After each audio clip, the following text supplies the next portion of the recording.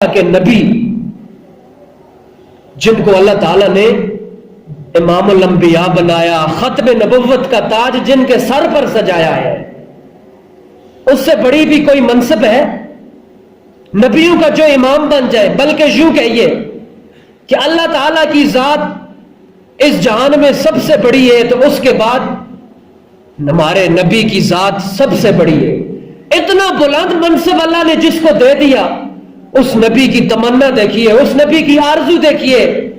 حدیث کے اندر آتا ہے، فرمایا اگر مجھے اپنی امت کے اوپر مشقت میں پڑنے کا ڈر نہ ہوتا، میں کبھی بھی کسی اس لشکر سے جو اللہ کے راستے میں جہاد کرنے کے لیے جا رہا ہے پیچھے نہ رہتا، ضرور اس کے ساتھ شامل ہوتا۔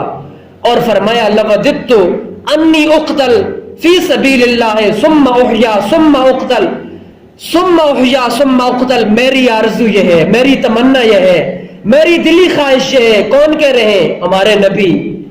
میری دلی خواہش یہ ہے کہ میں اللہ کے راستے کے اندر قتل کیا جاؤں، پھر زندہ کیا جاؤں، پھر شہید کیا جاؤں، پھر زندہ کیا جاؤں، پھر شہید کیا جاؤں۔ فرمایا یہ میری دل کی آرزو ہے۔ شہادت اور رائے خدا اتنا عظیم منصب ہے کہ اس کے لیے امام الانبیاء خواہشیں کر رہے ہیں، تڑپ رہے ہیں۔ اور ایسا مبارک سفر ہے جہاد کا، جہاد کے اندر ایک صبح اور شام گزارتا ہے اللہ تعالی کہ ہاں اس کا یہ اجر و ثواب دنیا اور جو کچھ دنیا میں موجود ہے اس سے بہتر ہے۔ ایک صبح ایک شام اللہ کے راستے کے اندر۔ اور ایک صحابی تھے، سفر چل رہا تھا جہاد کا،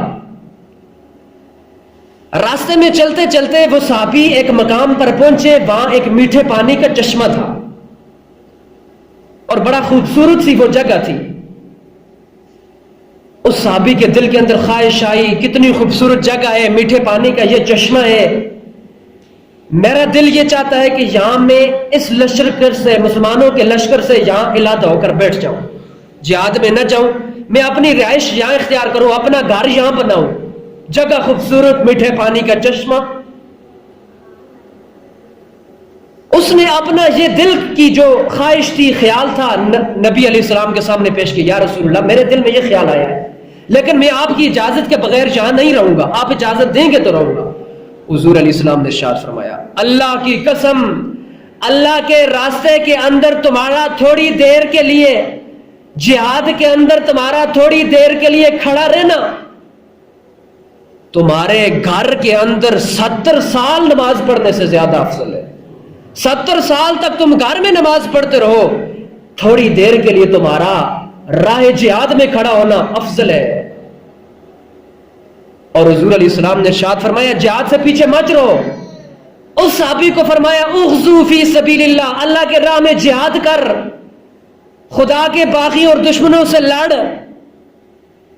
اور حضور نے یہ خوشخبری بھی سنائی، من قاتل فواق ناقۃ، جو شخص راہ خدا میں اتنی دیر کے لیے لڑا، اتنی دیر کے لیے جتنی دیر میں اونٹنی کا دودھ دوتے ہیں، ایک بار تھنوں کو ہاتھوں سے دباتے ہیں، پھر اس کے بعد دوسری بار دباتے ہیں، تو درمیان کا جو معمولی سا وقت ہے، ایک بار ہاتھ تھنوں میں تھن لے کر ہاتھوں میں دبائے، پھر دوسری بار دبائے، یہ درمیان کا جو بیچ کا معمولی وقت ہے، اتنی دیر بھی فرمایا جو اللہ کے راستے کے اندر لڑا وجبت لہ الجنہ، اللہ نے اس کے لیے جنت کو واجب کر دیا۔ کیسا مبارک سفر! اتنی معمولی سی دیر میں ان لوگوں کی قسمت کے کیا کہنے جو آج وہاں لڑ رہے ہیں، فلسطین کے اندر جو لڑ رہے ہیں، ان کے لیے ان کی کیا ہی عظمتیں ہیں، کیا ہی شانیں ہیں۔ اور جہاد کا سفر کتنا مبارک ہے۔ ایک اور حدیث، حضور علیہ الصلوۃ والسلام نے ایک لشکر کو بھیجا جہاد پر۔ جب جہاد کے اوپر لشکر بھیجا تو وہ لشکر صبح کو نکل گیا۔ ان میں ایک صحابی تھے عبداللہ بن رواحہ رضی اللہ تعالی عنہ۔ اس صحابی نے سوچا کہ میں شام تک ان کی یہ جو نکل گئے ہیں یہاں سے جہاد کرنے کے لیے، میں شام تک انہیں جا ملوں گا، آج جمعے کا دن ہے، میں نماز حضور کے پیچھے پڑھوں گا۔ اللہ نے بھیج دیا جاؤ تم سرحد کے اوپر دشمنوں سے لڑنے کے لیے، لیکن اس صحابی نے خیال کیا جمعے کا مبارک دن ہے، نماز پڑھوں گا اپنے نبی کے پیچھے۔ حضور علیہ السلام نے جب اس کو بعد میں دیکھا کہ وہ یہیں پر موجود ہے، فرمایا تم ان کے ساتھ صبح کیوں نہیں گئے؟ کہا اے اللہ کے رسول میں اس لیے نہیں گیا کہ میں نے کہا جمعے کا دن ہے، میں آپ کے ساتھ نماز پڑھوں گا، جمعہ آپ کے پیچھے پڑھوں گا۔ رسول اللہ صلی اللہ علیہ وسلم نے ارشاد فرمایا اگر تم پوری روئے زمین بھر کر بھی چیزیں اللہ کے راستے کے اندر خیرات کر دو، لیکن جو لوگ صبح کو سفر جہاد پر نکل چکے ہیں تم ان کی فضیلت اور ان کا ثواب کبھی نہیں پا سکتے۔ اندازہ لگائے مسجد نبوی کے اندر ایک نماز پڑھنے کا ثواب ہے 50,000 نمازوں کا، پھر امام الانبیاء کے پیچھے نماز پڑھنے کا کتنا بڑا ثواب کہ امام الانبیاء کے پیچھے نماز پڑھیں گے۔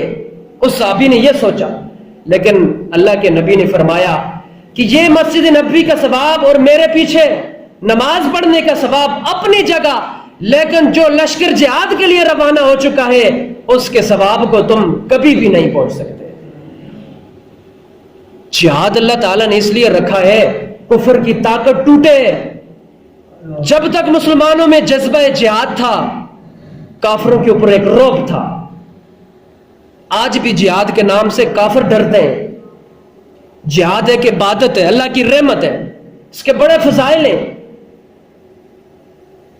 اگر مسلمانوں میں وہی جذبہ جہاد ہوتا تو آج کبھی بھی فلسطین کے اندر یہ ظلم نہ ہوتا۔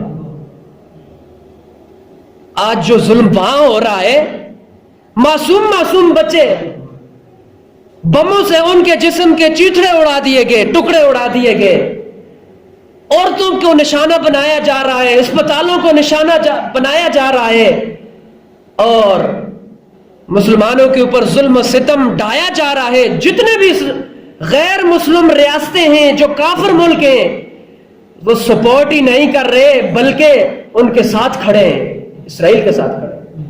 جتنے بھی غیر مسلم ملک ہیں وہ ان کے ساتھ کھڑے ہیں، انہیں امداد بھی بھیج رہے ہیں، بلکہ انہیں کے اشاروں پر سب کچھ ہو رہا ہے۔ لیکن آج مسلمان دنیا میں اتنی زیادہ تعداد میں موجود ہونے کے باوجود خاموش تماشائی بنے ہوئے ہیں، تماشے دیکھ رہے ہیں۔ حالانکہ یہ ایک قومی مسئلہ بھی ہے اور ایک مذہبی مسئلہ بھی ہے۔ وہ جگہ ہماری ہے، مسلمانوں کی ہے۔ جذبہ جہاد حکمرانوں میں بھی ختم ہو چکا ہے، عوام کے اندر بھی ختم ہو چکا ہے۔ اور حضور علیہ السلام نے ایک پیشن گوئی فرمائی، فرمایا ایک زمانہ آئے گا، ایک زمانہ آئے گا جب تمہیں دشمن ایک دوسرے کے ساتھ مل کر مٹانے کے لیے، تمہارا نام و نشان مٹانے کے لیے ایک دوسرے کو اس طرح جمع کریں گے، سارے دشمن ایک ہو جائیں گے، وہ اس طرح تمہیں مٹائیں گے اور ایک دوسرے کو ایسے بلائیں گے جس طرح دسترخوان کے اوپر کھانا لگا ہو تو دوسرے کو بلاتے ہیں آؤ کھانا کھاؤ، ایسے وہ سارے آپس میں متحد ہو جائیں گے اور تمہیں مٹائیں گے۔ صحابی نے عرض کیا یا رسول اللہ وَنَحْنُ يَوْمَئِذٍ بِقِلَّةٍ، ہم اس دن تھوڑے ہوں گے تعداد میں؟ فرمایا نہیں، بل انتم یومئذ کثیر، اس وقت تمہاری تعداد کثیر ہوگی، بہت زیادہ ہوگی، تعداد کی کمی نہیں ہوگی۔ وَلَكِنَّكُمْ غُثَاءٌ كَغُثَاءِ السَّيْلِ، فرمایا لیکن تمہاری حالت اس وقت ایسی ہوگی جیسے سیلاب کے اوپر کوڑا کرکٹ ہوتا ہے۔ سیلاب بہ رہا ہو، اس میں جو کوڑے کرکٹ ہوتے ہیں، کچھ لکڑیاں، کچھ چھوٹی موٹی چیزیں ہوتی ہیں، کوڑا کرکٹ، فرمایا اب تمہاری حالت ایسی ہو، تعداد تو زیادہ ہوگی، تم بے وزن ہو جاؤ گے، بے روب ہو جاؤ گے، تم میں وہ روب نہیں رہے گا، تم میں وہ جذبہ نہیں رہے گا۔ فرمایا اللہ تعالیٰ تمہارے دشمنوں کے سینوں سے تمہارا روب نکال دیں گے اور تمہارے دلوں کے اندر اللہ تعالیٰ بزدلی پیدا فرما دیں گے، وان پیدا فرما دیں گے۔ صحابہ نے پوچھا یا رسول اللہ یہ کس وجہ سے ہوگا؟ فرمایا حب الدنیا و کراہیت الموت، تم دنیا سے محبت کرو گے، موت کو ناپسند کرو گے۔ دنیا سے محبت کرنے کی وجہ سے فرمایا تمہارے دلوں میں بزدلی آ جائے گی، تمہیں دنیا کی زندگی پسند ہوگی، لڑنے کے لیے نہیں جاؤ گے، اور موت کو تم ناپسند کرو گے، اس وجہ سے دشمنوں کا رعب تمہارے اوپر آ جائے گا۔ حالانکہ جو مسلمان ہوتا ہے اس کو موت سے پیار ہوتا ہے، کیونکہ وہ مرتا نہیں ہے، مر کر جیتا ہے۔ راہ خدا کے اندر جو موت ہے ایسی موت ہے، اللہ تعالیٰ نے فرمایا ہے وہ لوگ جو راہ خدا میں مر جائیں وہ مرے نہیں ہیں، زندہ ہیں۔ اور ایک حدیث کے اندر آتا ہے جب کوئی شخص جنت کے اندر پہنچ جائے گا وہاں سے واپس آنے کی کوئی بھی تمنا نہیں کرے گا۔ جنت ایسا ایک مکان ہے، ایسی جگہ ہے، وہاں سے واپس آنے کی کوئی آرزو نہیں کرے گا۔ لیکن فرمایا ایک آدمی ایسا ہے جو جنت میں جا کر بھی یہ خواہش کرے گا اے کاش میں دوبارہ زمین پر جاؤں اور جا کر 10 بار اللہ کے راستے کے اندر لڑوں اور شہید ہو جاؤں۔ وہ جا کر جو شہادت کا اجر و ثواب وہاں دیکھے گا تو یہ آرزو کرے گا پھر زمین کے اندر پلٹ جاؤں۔ تو راہ خدا کے اندر شہادت اور جذبہ جہاد یہ جب تک مسلمانوں کے اندر موجود تھا کافروں کے اوپر روک تھا۔ اللہ تعالیٰ قرآن میں فرماتے ہیں اے ایمان والو یہ یہودی اور عیسائی تمہارے دوست کبھی بھی نہیں ہو سکتے، یہ آپس میں ایک دوسرے کے دوست ہیں۔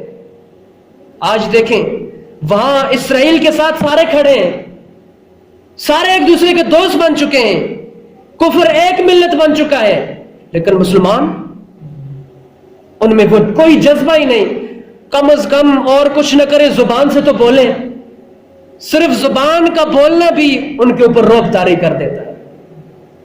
بہرحال وقت پورا ہونے جا رہا ہے، عرض کرنے کا مقصد یہ ہے کہ یہ جو وہاں پر ظلم و ستم ہو رہا ہے ان لوگوں کو ہم دعاؤں میں یاد کریں، اللہ تعالیٰ انہیں فتح یاب فرمائے اور ہم سب کو اللہ تعالیٰ جذبہ جہاد اور دینی غیرت نصیب فرمائے۔